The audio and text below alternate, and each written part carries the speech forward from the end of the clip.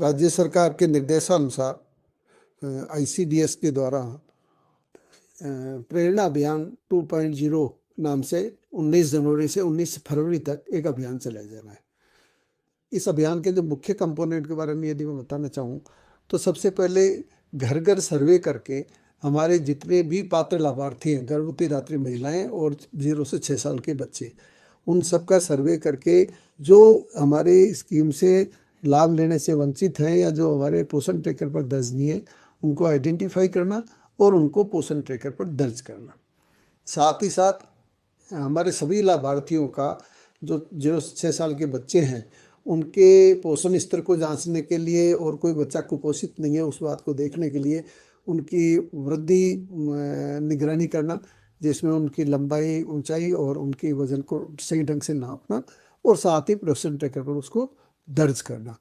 इसके अलावा शाला पूर्व शिक्षा जो है वो हमारा महत्वपूर्ण आयाम है, क्योंकि माननीय प्रधानमंत्री महोदय के द्वारा अभी जो 5th CS कॉन्फ्रेंस ली थी उसमें भी इस बात पर बल दिया गया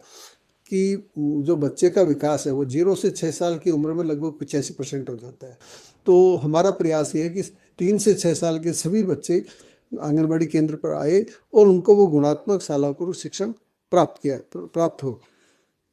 साथ ही बच्चों के स्वास्थ्य की निगरानी के लिए उनकी अपार आईडी बनाना, उनकी आभा आईडी बनाना। इसके अलावा अम्मा हमारे कार्यक्रम है, उसके तहत ऐसे बच्चे जो गंभीर रूप से अतिकुपोषित हैं उनको उपचारात्मक व्यवस्थाएं करना चिकित्सा विभाग के सहयोग से। इसके अलावा जो कम्युनिटी पार्टिसिपेशन है उसको बढ़ावा देने के लिए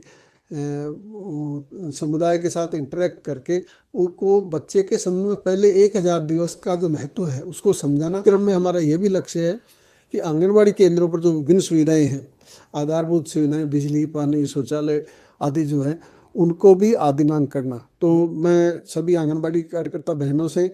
हमारी जो महिला सुपरवाइजर हैं उनसे और मेरे विभाग के विभिन्न अधिकारियों से अपील करना चाहूँगा